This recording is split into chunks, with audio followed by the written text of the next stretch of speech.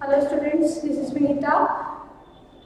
We are going to start our today's topic nutrition. हमारा आज का टॉपिक क्या है? न्यूट्रिशन. न्यूट्रिशन को हिंदी में क्या बोला जाता है? पोषण. न्यूट्रिशन का सेकंड नाम हिंदी में इसको बोल सकते हैं हम पोषण. तो न्यूट्रिशन होता क्या है?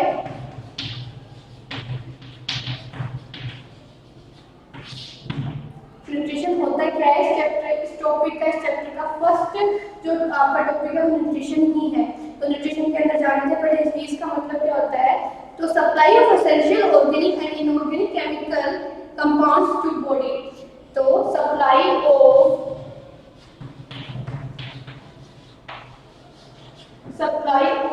Essential organic and inorganic compounds in our body. कहने का मतलब क्या है? ऐसे इनऑर्गेनिक और ऑर्गेनिक कंपाउंड्स जो हमारी बॉडी के लिए क्या है? एसेंशियल है, आवश्यक है. इनऑर्गेनिक और ऑर्गेनिक से मतलब क्या समझते हो? ऑर्गेनिक का मतलब होता है कार्बनिक और इनऑर्गेनिक का मतलब होता है अकार्बनिक.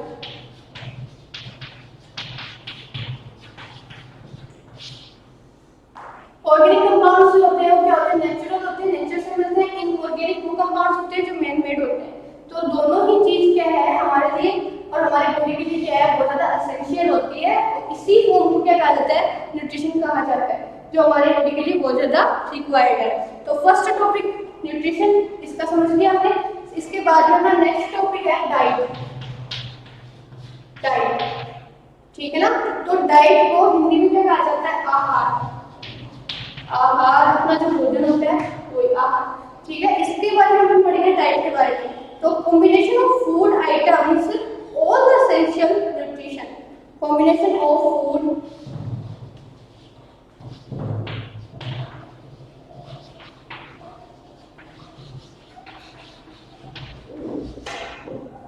combination of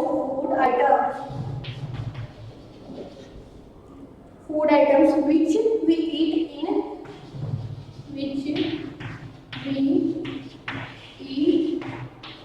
our meal. ठीक है.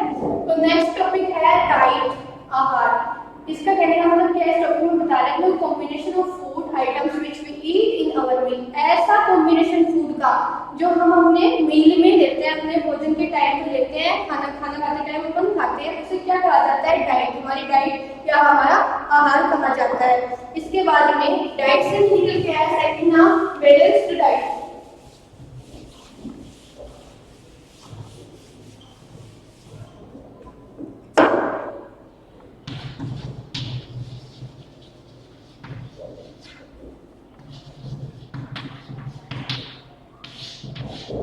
बैलेंस्ड डाइट, इसका मतलब क्या होता है? Diet which supplies all essential nutrients.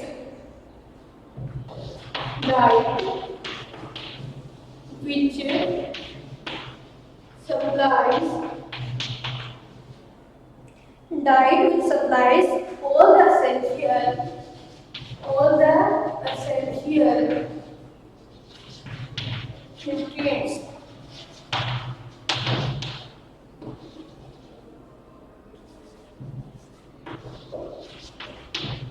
ठीक है. तो बैलेंस डाइट का क्या कहा जाएगा? डाइट है सेकंड, इसी के अंदर से निकला है बैलेंस डाइट. तो ऐसी डाइट जो क्या हो? Diet which supplies all the essential nutrients. ऐसी डाइट जिसमें क्या हो? हमारे सारे एसेंशियल जरूरत पोषक तत्व है. न्यूट्रिएंट्स को क्या बोला जाता है हिंदी में? पोषक तत्व. ऐसी डाइट या ऐसा खाना जिसके अंदर हमारे रिक्वायर्ड जो हमें जरूरत है ऐसे एसेंशियल क्या हो?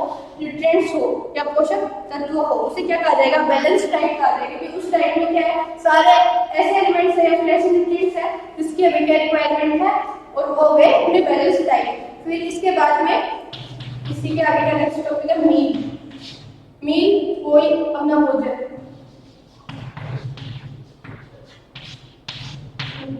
तो इसके बारे में क्या होगा? Food taken in one time to satisfy appetite.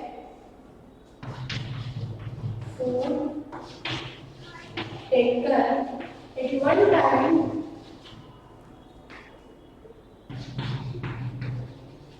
food taken at one time to satisfy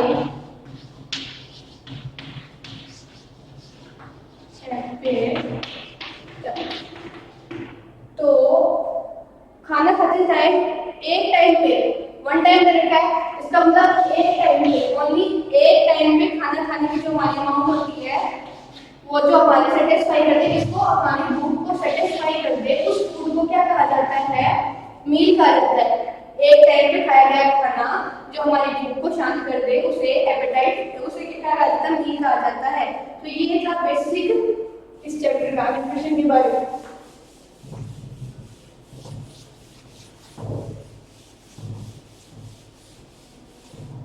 इसके बाद में अपन बात करते हैं नीड ऑफ न्यूट्रिशन। न्यूट्रिशन की आवश्यकता क्या है? Need of nutrition.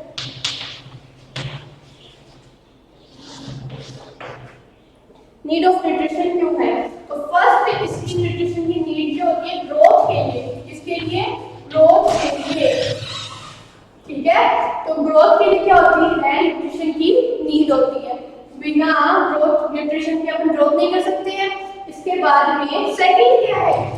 सेकंड क्यों न्यूट्रिशन अपन क्यों लेते हैं? ठीक है, रिपेयरिंग के लिए, ठीक है ना, रिपेयरिंग के लिए। किसकी रिपेयरिंग के लिए?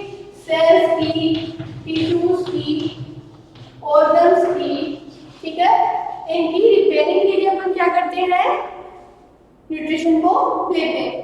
इसके बाद में ग्रोथ हो गया, रिपेयरिंग हो गई, इसके बाद में एनर्जी। इसकी है एनर्जी, थर्ड टॉपिक। एनर्जी हमें न्यूट्रिशन से क्या मिलती है? एनर्जी मिलती है, इसलिए अपन न्यूट्रिशन लेते हैं। इसके बाद में लास्ट है इसी के अंदर प्रोटेक्शन, ठीक है। तो इससे हमारी जितने भी इंटरनल बॉडी है उसको क्या होगा? प्रोटेक्शन मिलती है न्यूट्रिशन से। न्यूट्रिशन के फॉर्म में हमें ग्रोथ मिलती है, रिपेयरिंग इसकी सेल की, टिश्यू की, ऑर्गन्स की, फिर इससे एनर्जी मिलती है, लास्ट प्रोटेक्शन मिलती है। इसलिए किसकी आवश्यकता होती है? न्यूट्रिशन की आवश्यकता होती है। ये थे अपनी नीड ऑफ न्यूट्रिशन, ठीक है। इसके आगे चलते हैं अपन, आगे चलते हैं क्लासिफिकेशन आएगा इसका न्यूट्रिशन का। न्यूट्रिशन का क्या आएगा? क्लासिफिकेशन। तो देखो अगर इन्हीं पर समझे क्लासिफिकेशन किसका? न्यूट्रिशन। तो न्यूट्रिशन को कितनी क्लासेस में बांटा गया है? 6 क्लासेस में। कितनी क्लासेस में बांटा गया है? 6 क्लासेस में। फर्स्ट क्लास आएगी इसकी कार्बोहाइड्रेट, कार्बोहाइड्रेट। सेकंड क्लास आएगी इसकी प्रोटीन, ठीक है, प्रोटीन। फिर फैट, फिर आएगी मिनरल्स, वाटर और फिर विटामिन, ठीक है ना। तो ये इसके क्या है? क्लासिफिकेशन है, क्लासेस, ठीक है, किसका? न्यूट्रिशन का। ये हो गया। अब अपन उस क्लासेस के बारे में पढ़ते हैं, क्लासिफिकेशन के बारे में पढ़ते हैं, इसकी न्यूट्रिशन क्लासेस के बारे में। तो फर्स्ट क्लास हमने कार्बोहाइड्रेट दे रखे हैं।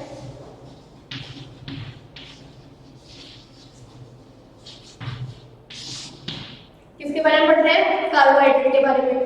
तो कार्बोहाइड्रेट सबसे पहले तो क्या है? न्यूट्रिशन की फर्स्ट क्लास है। इसके अंदर क्या होगा? हाँ, ये कार्बोहाइड्रेट बना किससे होगा? कार्बन, हाइड्रोजन और ऑक्सीजन। इसका जो फॉर्मेशन होगा वो किससे होगा? Carbon, hydrogen and oxygen, clear है? तीनों से मिलकर क्या होगा? कार्बोहाइड्रेट बना होगा। साथ में एक किसमें प्रेजेंट होगा? किसमें प्रेजेंट होगा इसका? इंक्लूड इन किसके अंदर प्रेजेंट होगा? शुगर, स्टार्च और सेल्यूलोज।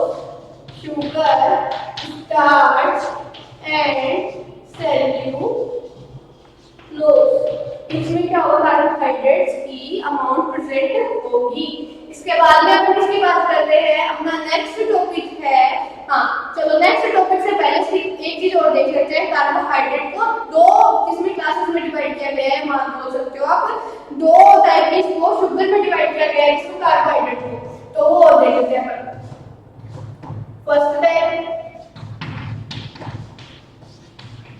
फिर है इसका सेकंड टाइप, इसका कार्बोहाइड्रेट बन रहा है तो कार्बोहाइड्रेट है, ठीक है ना। शुगर के ऊपर डिपेंड किया गया है इसको, फर्स्ट टाइप की शुगर और सेकंड टाइप की शुगर, ठीक है। किसको? कार्बोहाइड्रेट को। तो एक तो होता है मोनोसैकेराइड, फर्स्ट वाला तो मोनोसैकेराइड, ठीक है, मोनोसैकेराइड। और उसके बाद में नेक्स्ट क्या है? डाइसैकेराइड। क्या है? डाइसैकेराइड, समझ गए। मोनोसैकेराइड का मतलब क्या होता है? जिसमें एक ही सैकेराइड मतलब शुगर एक ही फॉर्म में प्रेजेंट हो और इसमें डाई दो फॉर्म में प्रेजेंट हो। एक होता है पॉलीसैकेराइड, उसमें क्या हो? मल्टी में हो, ठीक है। लेकिन अपन यहाँ पे मेजर मतलब दो ही बात कर रहे हैं, अपन मोनो की और डाई की दो ही बात कर रहे हैं। तो पहले तो हम इसकी बात कर लेते हैं, मोनो की बात कर लेते हैं। तो पहले तो अपन मोनोसैकेराइड का जो फॉर्मूला होता है वो देख लेते हैं। क्या फॉर्मूला होता है? मोनोसैकेराइड का फॉर्मूला होता है C6H12O6, ठीक है। ये होता है मोनोसैकेराइड का फॉर्मूला। और ये किस किस फॉर्म में किस किस के रूप में प्रेजेंट होती है मोनोसैकेराइड? तो देखो इसके कुछ एग्जांपल्स है। ग्लूकोज,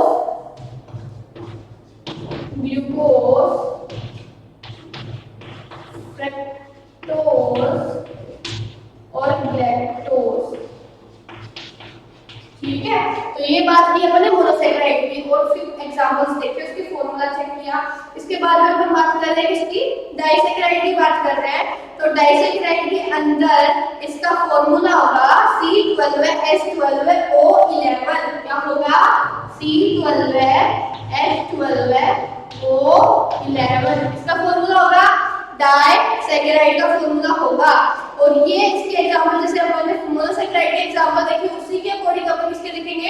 डाइसैकेराइड के एग्जांपल्स यहाँ पे देखेंगे। तो इसके एग्जांपल्स क्या आ जाएंगे? सुक्रोज, माल्टोज और लैक्टोज।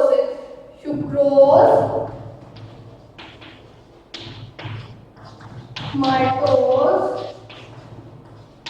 और लैक्टोज, समझ गए, ठीक है। तो अपन ने अपनी क्या बात हो चुकी है? कार्बोहाइड्रेट के बारे में अपन पढ़ चुके हैं। तो अपन एक बार फिर से इसको रिवाइज कर लेते हैं, ठीक है। सबसे पहले अपन क्लासिफिकेशन देख लेते हैं, classification of nutrition. Classification of nutrition तो क्या है? फर्स्ट किसकी क्लास कौन सी आ गई? फर्स्ट क्लास आ गई कार्बोहाइड्रेट, सेकंड आ गई प्रोटीन, थर्ड आ गई fat, fourth mineral, fifth water and last इसकी है विटामिन।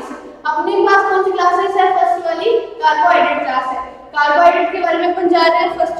तो कार्बोहाइड्रेट किस किस से बना हुआ होता है? Carbon, hydrogen, oxygen. ये आप यहाँ पे फॉर्मूला भी चेक कर सकते हो, carbon, hydrogen, oxygen, carbon, hydrogen, oxygen.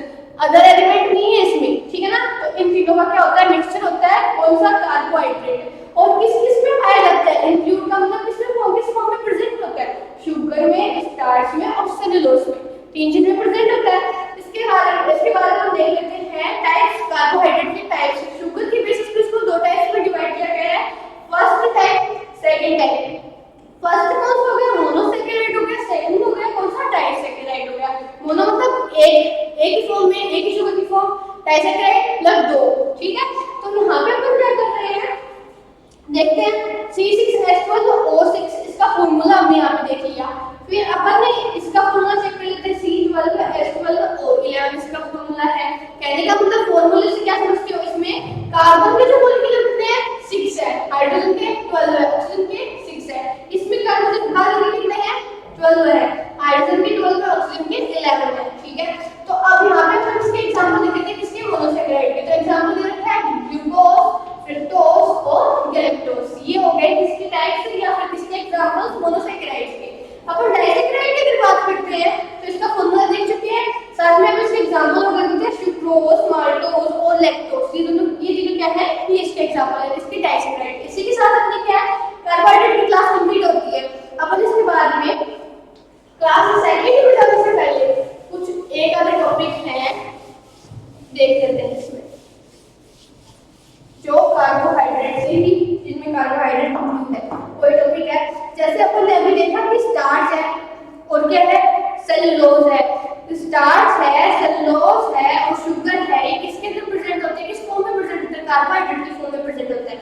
तो अपन एक बार स्टार्च के बारे में थोड़ा सा नॉर्मल देख लेते हैं। स्टार्च के बारे में, ठीक है। तो स्टार्च के बारे में क्या होगा, इनसॉल्युबल कार्बोहाइड्रेट फॉर्म होगी है, ठीक है ना। इनसॉल्युबल कार्बोहाइड्रेट फॉर्म होगी, कहने का मतलब क्या होगा, स्टार्च का अघुलनशील कार्बोहाइड्रेट स्रोत है, ठीक है। यानी कार्बोहाइड्रेट जो है उसका अघुलनशील स्रोत कौन सा हो गया, स्टार्च होगी, अघुलनशील फॉर्म होगी उसकी। अब लिख सकते हैं इनसॉल्युबल कार्बोहाइड्रेट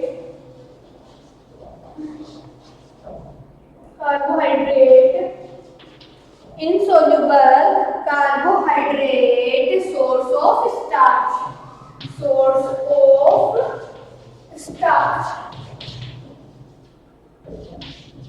ठीक है ना। तो स्टार्च के बारे में अपन जान रहे हैं, तो स्टार्च का मैंने बता दिया तुम लोगों को कि स्टार्च का अघुलनशील स्रोत क्या होता है, कार्बोहाइड्रेट होता है। अब इसके बारे में हम इसके एग्जांपल देखते हैं कि स्टार्च किस किस में प्रेजेंट होती है। राइस में,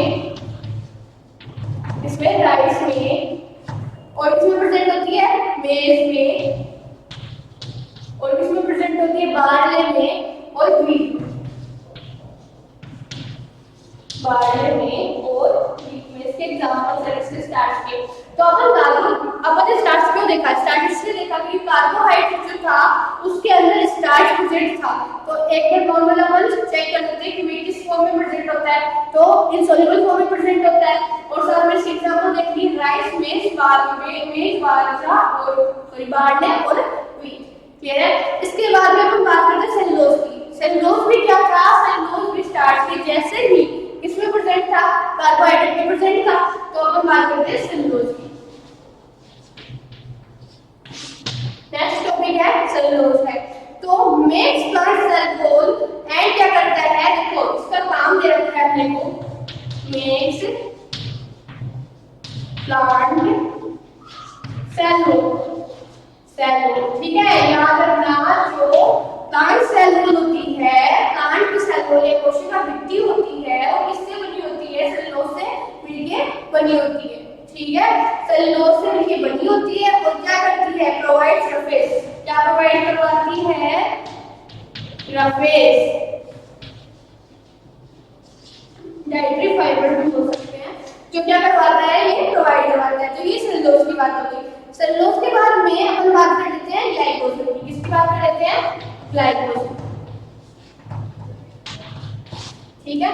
तो ग्लाइकोजन में क्या होता है, ये क्या होती है, एक स्टोर्ड फॉर्म होती है कार्बोहाइड्रेट की, क्या होती है, एक स्टोर्ड फॉर्म होती है कार्बोहाइड्रेट की, जो एनिमल्स में प्रेजेंट होती है। तो अपन क्या बोल सकते हैं, stored form of carbohydrate in animals, जो एनिमल्स में प्रेजेंट होती है, ठीक है। तो अपन ने कार्बोहाइड्रेट के बारे में जाना, उसके बाद में उसमें प्रेजेंट स्टार्च, सेलुलोज और ग्लाइकोजन के बारे में भी अपन ने अभी जान लिया है। इसके बाद में अपना नेक्स्ट जो टॉपिक था या फिर नेक्स्ट क्लास थी उसके बारे में पढ़ेंगे, ठीक है। नेक्स्ट क्लास आपको क्या दे रखी है, प्रोटीन दे रखा है, तो प्रोटीन के बारे में अपन यहाँ पे पढ़ेंगे, ठीक है।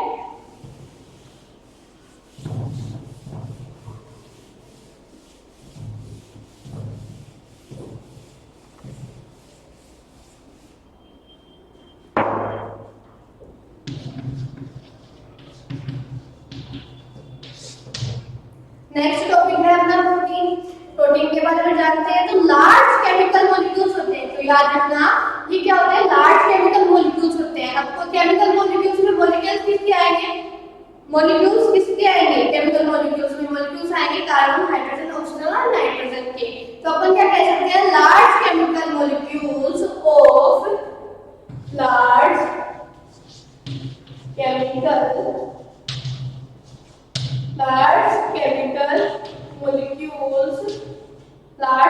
molecules of carbon, hydrogen, oxygen and nitrogen. किसके मॉलिक्यूल होते हैं, कार्बन, हाइड्रोजन, ऑक्सीजन और नाइट्रोजन के केमिकल मॉलिक्यूल होते हैं, और कैसे होते हैं, लार्ज होते हैं, क्लियर है। तो ये प्रोटीन के बारे में अपन ने जाना। इसके बाद में अपना नेक्स्ट टॉपिक था फैट। फैट के बारे में देख लेते हैं, फैट क्या होता है। तो थर्ड क्लास है फैट। फैट होता है कार्बन,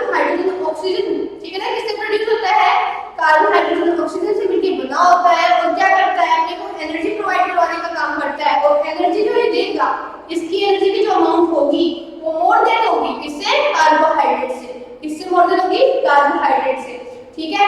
तो ये होता है कार्बन हाइड्रोजन ऑक्सीजन का क्या होता है फॉर्मेशन होता है, इसी से मिलकर बनाता है, कार्बन हाइड्रोजन ऑक्सीजन से मिलकर बना होता है और एनर्जी प्रोड्यूस करता है। क्या करता है? एनर्जी प्रोड्यूस करता है। सेकंड काम है इसका एनर्जी प्रोड्यूस करना। अच्छा, एनर्जी प्रोड्यूस करता है किससे? मोर देन, किससे मोर देन? कार्बोहाइड्रेट से।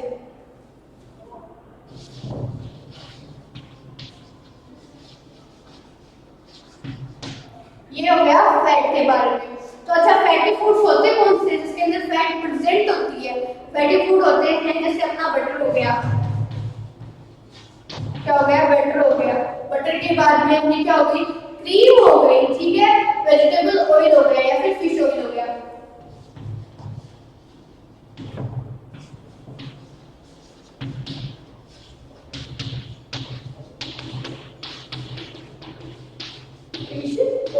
ठीक है।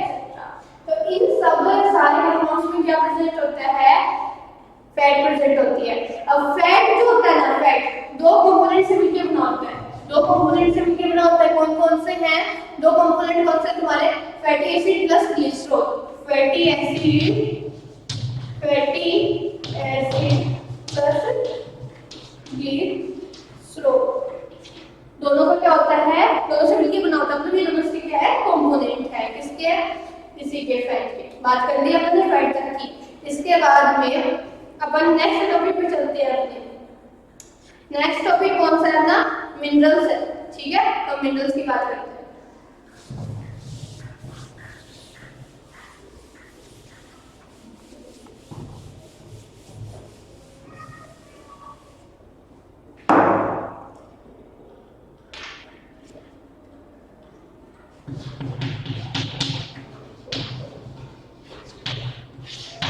ठीक है, तो मिनरल्स के बारे में जानते हैं अपन।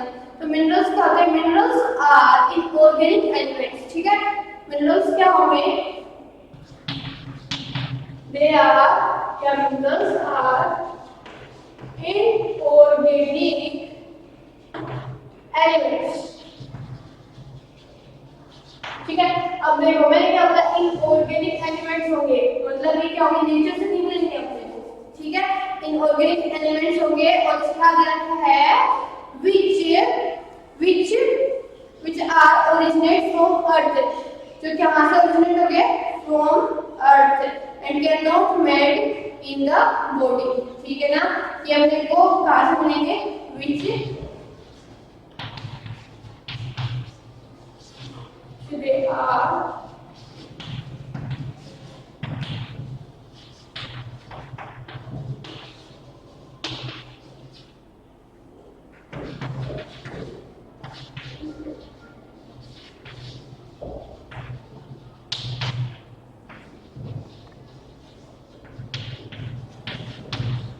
in our body, अपनी बॉडी में मिलते हैं ये। इसको बाहर से ओरिजिनेट किया जाता है, फिर अर्थ से ओरिजिनेट किया जाता है। अब जो मिनरल होता है इसका फंक्शन भी होता है, ठीक है। क्या फंक्शन होता है? अपनी हेल्थ के लिए क्या होता है? नेसेसरी होता है, ठीक है। तो अपनी हेल्थ को मेंटेन करने के लिए क्या होता है? बहुत ज्यादा नेसेसरी होता है। इसके बारे में बाद में अपन देख लेते हैं। मिनरल्स जो होते हैं डायरेक्ट और इनडायरेक्ट दोनों रूप से अपने को मिल सकते हैं। तो फर्स्ट डायरेक्टली कैसे मिलेगा? डायरेक्टली कैसे मिलेगा? वो चीज अपन जानते हैं। दो टाइप से मिलेगा डायरेक्ट अपने को। कैसे? प्लांट से तो मिनरल्स और एक एस्ट्रो फॉर्म में, ठीक है, डायरेक्ट मिलता है। इनडायरेक्ट फॉर्म में किस तरीके से मिलेगा? इनडायरेक्ट फॉर्म में मिलेगा अपने को, इनडायरेक्ट फॉर्म में मिलेगा अपने को एनिमल्स, एनिमल्स से मिलेगा। जैसे एग है, मिल्क है, ठीक है ना। ये इनडायरेक्ट फॉर्म हो गई। तो ये इसके मिलने की तरीके हैं। अब मिनरल्स को दो टाइप में डिवाइड किया गया है। क्लासेस इसको दो टाइप की क्लासेस में डिवाइड किया गया है इसके अमाउंट के अकॉर्डिंग, ठीक है। जितने अमाउंट अपने को पर डे में रिक्वायरमेंट होती है उसी के बेसिस पे इसको दो टाइप में डिवाइड किया गया है। तो और चेक कर लेते हैं। तो यहाँ पे देखते हैं अपन टू टाइप्स ऑफ मिनरल्स है। फर्स्ट है मेजर टाइप और सेकंड है माइनर टाइप। मेजर टाइप और माइनर टाइप।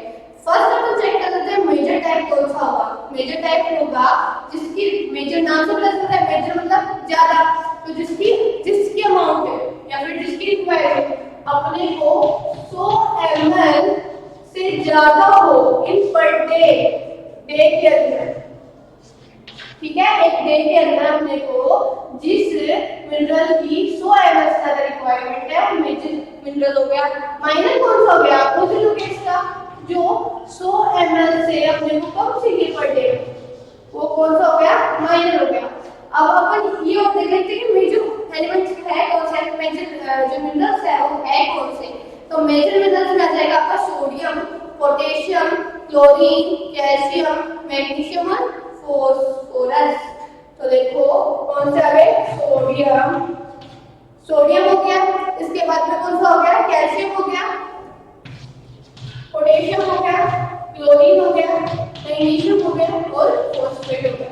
तो ये तो सारे हो गए अपने मेजर एलिमेंट्स और या फिर मेजर मिनरल्स जो जिसकी रिक्वायरमेंट अपने को 100 ml से ज्यादा है एक दिन के अंदर। और फिर अपना नेक्स्ट आ गया माइनर, ठीक है ना, माइनर आ गया। तो माइनर में ऐसे कौन सा मिनरल्स आएंगे जिसकी रिक्वायरमेंट हमें क्या है 100 ml से कम है पर डे में, तो वो हो जाएगा ferrous, ferrous, zinc and copper. ये ऐसे मिनरल्स है जिसकी रिक्वायरमेंट हमें 100 ml से कम है पर डे में, समझ गए। तो ये आपका यहाँ पे मिनरल्स के बारे में कंप्लीट होता है। तो इसी के साथ आपका मिनरल कंप्लीट हो गया। इसके बाद में अपन बात कर लेते हैं वाटर की। वाटर से पहले अपन विटामिन की बात कर लेते हैं, ठीक है ना, विटामिन की बात कर लेते हैं।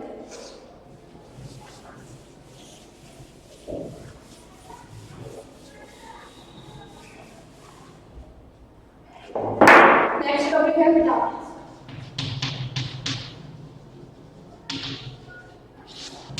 ठीक है। तो विटामिन के बारे में बात करते हैं। तो देखो विटामिन कैसे होते हैं, विटामिन आर ऑर्गेनिक कंपाउंड, कैसे कंपाउंड होते हैं, ऑर्गेनिक कंपाउंड होते हैं which are essential for normal growth, ठीक है। Vitamin are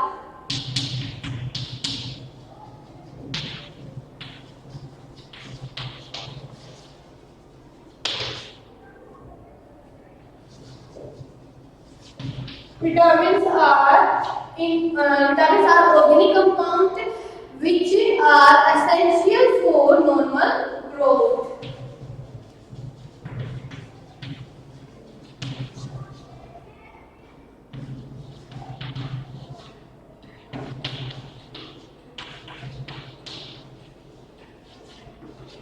Essential for normal growth. तो विटामिन फर्स्ट तो विटामिन ऑर्गेनिक कंपाउंड होंगे और जो क्या करेंगे हमारे नॉर्मल ग्रोथ के लिए बहुत रिक्वायर्ड है, जरूरी है, एसेंशियल है। इसके बाद में रिक्वायर्ड इन स्मॉल क्वांटिटी, इनकी रिक्वायरमेंट होती तो है ग्रोथ के लिए, लेकिन क्वांटिटी कितनी होती है, स्मॉल क्वांटिटी में होती है। तो required in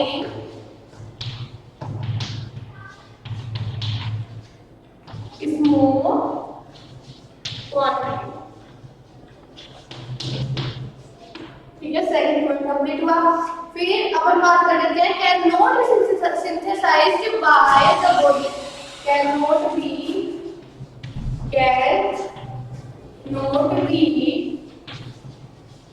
synthesized by body.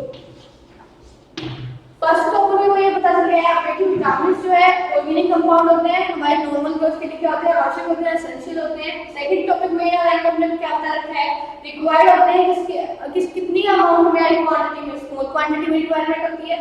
Third बता रखा है cannot be synthesised by body, इससे सिंथेसाइज का मतलब क्या होता है, बनना। तो हमारी बॉडी में सिंथेसाइज्ड नहीं होते हैं, ठीक है, हमारी बॉडी से सिंथेसाइज नहीं कर सकती है।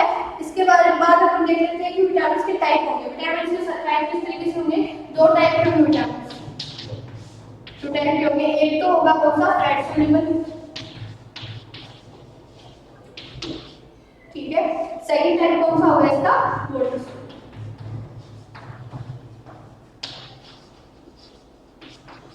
तो विटामिन के दो टाइप होते हैं, फैट सोल्यूबल और वाटर सोल्यूबल। फैट सोल्यूबल कौन से होंगे, विटामिन ए, के, ई और डी। ठीक है, ये तो हो गए फैट सोल्यूबल, जो क्या हो फैट के अंदर सोल्यूबल हो। वाटर सोल्यूबल जो वाटर के अंदर सोल्यूबल हो, बी एंड विटामिन बी और विटामिन सी जो होंगे वो कौन से होंगे, वाटर सोल्यूबल होंगे। अब इसको पूरे विटामिन को चेक कर लेते हैं।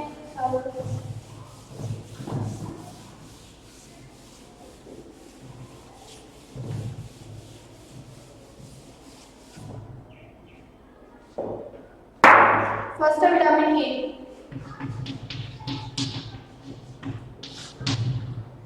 इसको फर्स्ट कब देखा गया था, 1930। ठीक है, इस कवरेज हुई थी इसकी। इसके बाद में विटामिन ए क्या होता है, एक टाइप की ऑक्सीन होती है, ऑक्सीन वाली प्रोटीन। एक प्रोटीन का टाइप होता है जो क्या करता है, प्रोडोक्सिन बनाने का काम करता है। प्रोडोक्सिन बनाने का काम करता है, जो क्या है, प्रोडोक्सिन क्या है, विजुअल पिगमेंट है। विजुअल पिगमेंट है। विजुअल पिगमेंट से क्या समझते हो, विजुअल पिगमेंट का मतलब होता है जिससे अपने को देखने में हेल्प मिलती है, और इसी पिगमेंट से क्या होता है, हमें अच्छे से देख पाते हैं। इस पिगमेंट की कमी है, ठीक है, यानी कि विटामिन ए की कमी है, उससे क्या होता है, आई डिजीज हो सकती है। तो ये विटामिन ए के बारे में था, और उसकी डेफिशिएंसी से अभी बताया मैंने, इसकी जो डेफिशिएंसी है, डेफिशिएंसी से कौन सी डिजीज होगी, नाइट ब्लाइंडनेस।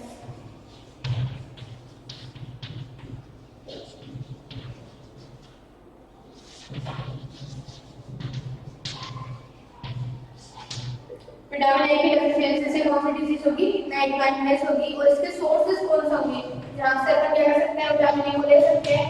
सोर्सेज कौन से होंगे, carrot, fish, carrot, fish, egg. ठीक है ना, ये इसके क्या है, सोर्सेज है। फिर इसके बाद अपन बात करते हैं विटामिन सी।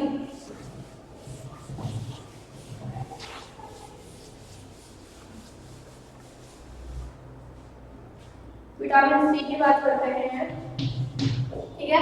विटामिन सी को क्या बोला जाता है, एस्कोर्बिक, ठीक है ना, एस्कोर्बिक एसिड भी बोला जाता है। एस्कोर्बिक एसिड भी बोला जाता है, ठीक है। और इसको बहुत बार पूछा गया है, इसको एस्कोर्बिक या फिर विटामिन सी को एंटी स्कर्वी के नाम से भी जाना जाता है, क्योंकि ये क्या करता है, स्कर्वी रोग नहीं होने देता है। विटामिन सी की कमी से क्या होती है, स्कर्वी डिजीज होती है, इसीलिए इसे क्या कहा जाता है, एंटी स्कर्वी भी बोला जाता है। तो देखो इसमें क्या है, सबसे पहले तो क्या होता है, किसके लिए जरूरी होता है, इंपॉर्टेंट फूड कोलेजन को बनाने के लिए क्या होता है, बहुत ज्यादा रिक्वायर्ड होता है, इंपॉर्टेंट फूड कोलेजन।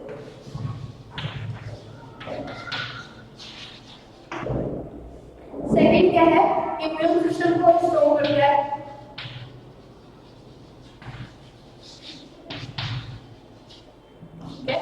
थर्ड क्या है इसका, स्ट्रेंथ टू कनेक्टिव टिश्यू।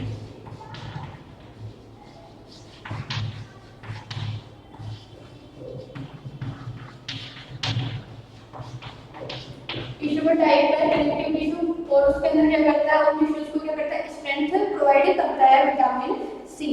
अभी बताया डेफिशिएंसी से कौन सा इससे डिजीज होगी, स्कर्वी डिजीज होगी। इसकी डेफिशिएंसी से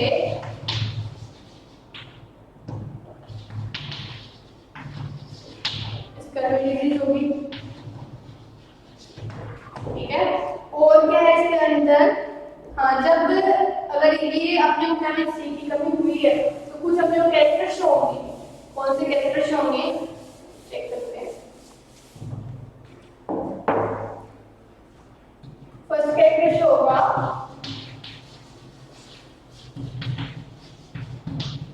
बॉडी फैटिग, मतलब अपनी बॉडी में क्या हो जाएगी, थकान होने लग जाएगी। फर्स्ट कैरेक्टर ये शो होगा।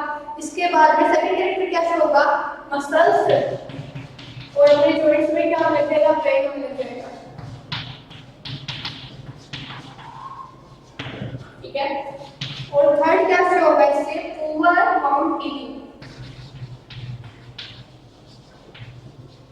Poor mount eating.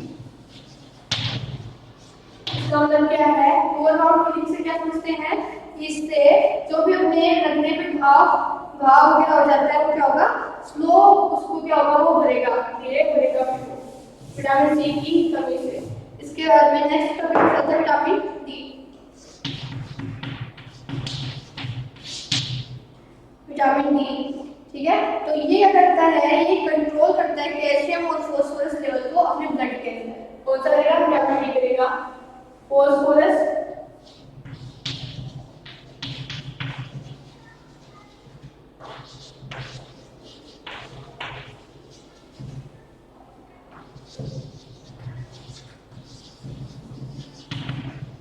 कंट्रोल इन हमारी बॉडी के अंदर फास्फोरस को और कैल्शियम लेवल को क्या करेगा, कंट्रोल करेगा, या फिर ब्लड के अंदर कंट्रोल करेगा दोनों के अंदर। फिर इसके बाद में बता रहे हैं कि इसकी डेफिशिएंसी से क्या डिजीज होगी, इसकी डेफिशिएंसी से होगी रिकेट्स। इसकी डेफिशिएंसी से रिकेट्स, रिकेट्स क्या होगी, इससे डिजीज होगी। इसके सोर्सेस क्या है, सनलाइट और कोल्ड लिवर और सनलाइट से क्या कर सकते हैं, आप इसको फिल कर सकते हैं विटामिन डी को। फिर इसके बाद में नेक्स्ट अपन देख लेते हैं vitamin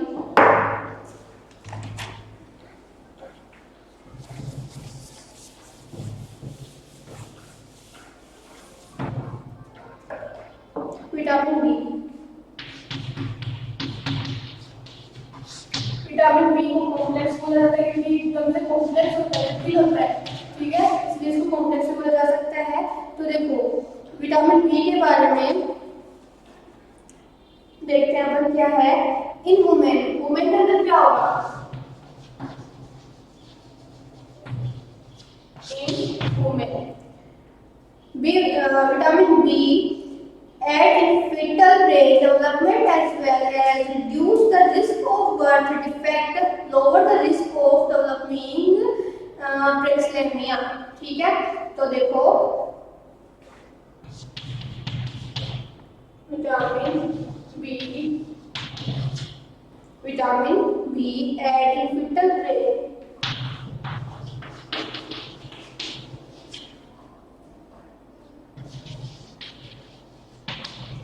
in fetal brain development as well.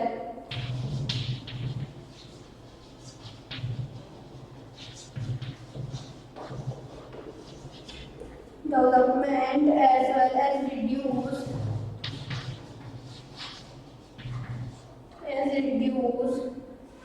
the risk of birth defect,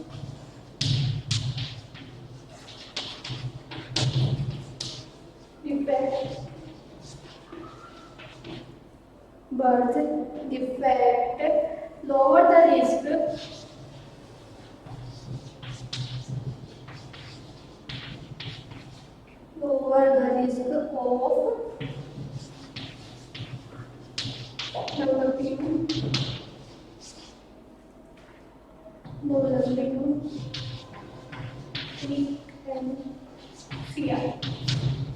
ठीक है।